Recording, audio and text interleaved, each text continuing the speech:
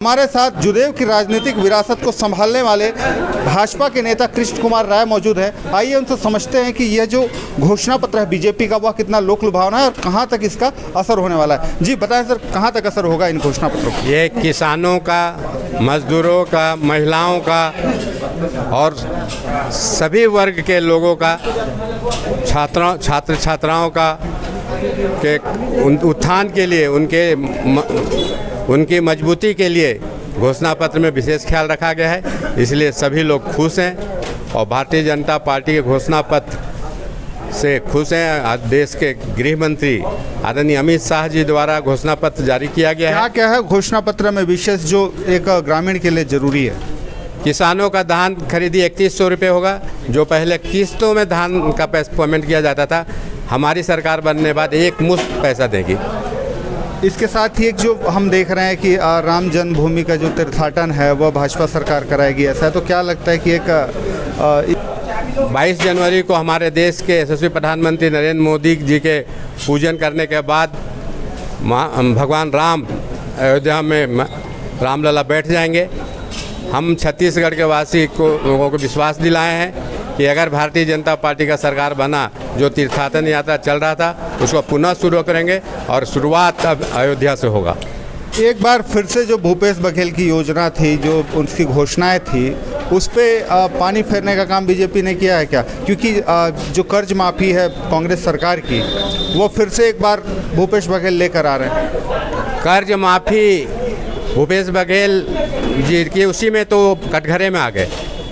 उन्होंने पहला चुनाव ही लड़ा था कि हम किसानों का पूरा कर्ज माफ़ कर देंगे। कर्ज जब माफ़ नहीं हुआ तभी तो किसान फिर कर्जदार होकर माफ़ करेगा। क्या लगता है ये जो घोषणा पत्र है पूरे छत्तीसगढ़ में इसका कैसा असर होने वाला है? इसमें सभी वर्ग के लोगों को सुविधा मिलेगी।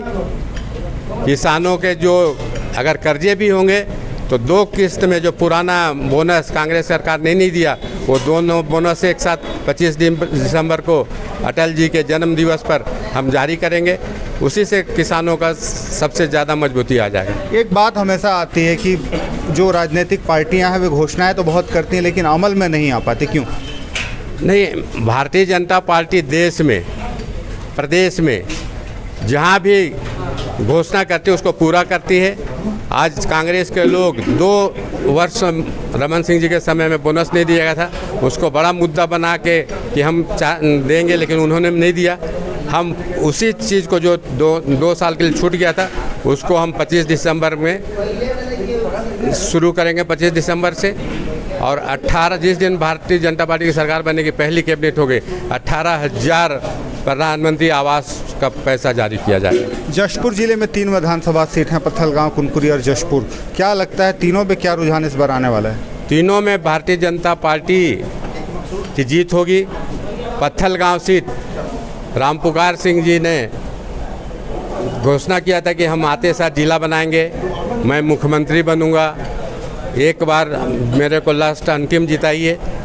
आज जनता पूछ रही कि कितने बार अंतिम समय बोले, और कब तुम जिला बनाओगे, कब तुम वहाँ पर मुख्यमंत्री बनोगे।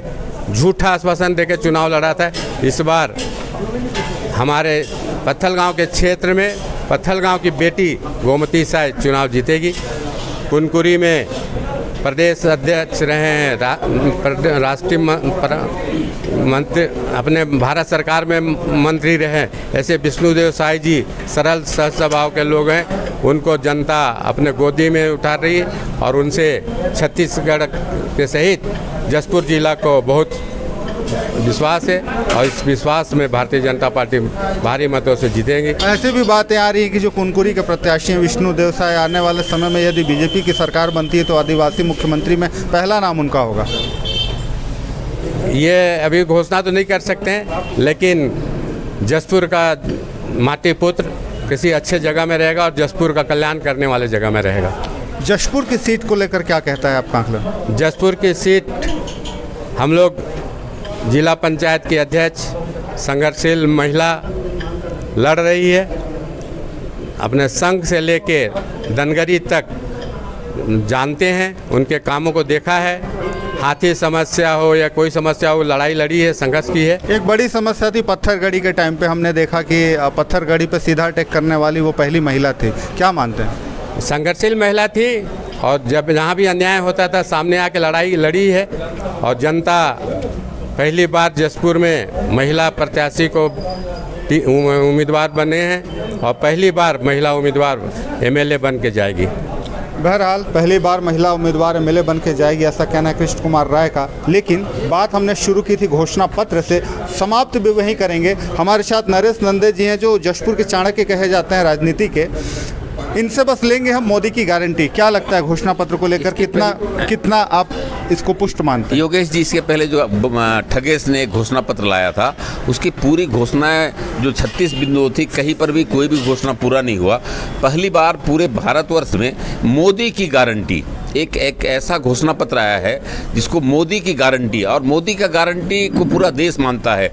मोदी ने गारंटी दिया था 370 हटाऊंगा, मोदी ने गारंटी दिया था कि अयोध्या में रामलला बनाऊंगा, मोदी ने गारंटी दिया था कि हमें 3 तलाक हटाऊंगा। तो उनकी ये हमारा सामान्य घोषणा पत्र नहीं है। वो घोषणा पत्र जो गंगा जल उठा के जो झूठा कसम लेके जो घोषणा किए थे शराबबंदी का, वैसा घोषणा पत्र नहीं है। ये गंगा पुत्र नरेंद्र मोदी का घोषणा है। और इस घोषणा पत्र में जो बिंदुएं लाई गई हैं उसको लेकर पूरे छत्तीसगढ़ में अत्यंत उत्साह का वातावरण है।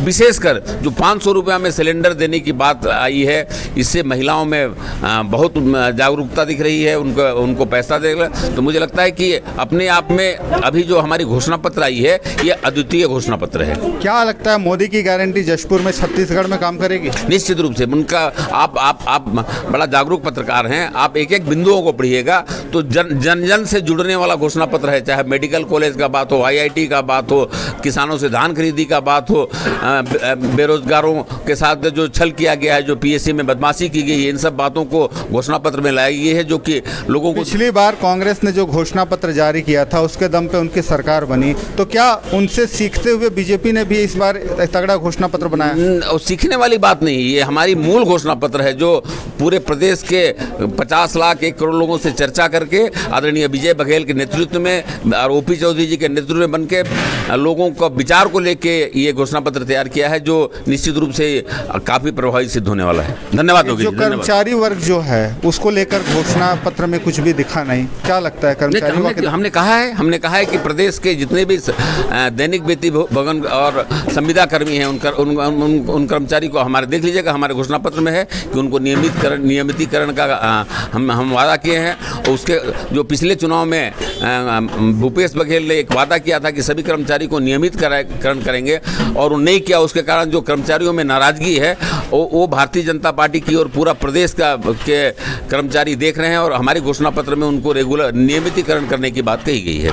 बिल्कुल, नियमितकरण करने की बात कही गई है। अब देखना होगा कि आने वाले समय में छत्तीसगढ़ विधानसभा में जो बीजेपी की घोषणा पत्र है, मोदी की गारंटी, उसका क्या असर पड़ता है और जनता किसे चुनकर छत्तीसगढ़ में बैठाती है। आप बने रहें मेरे साथ, देखते रहें जशपुर जंक्शन। धन्यवाद।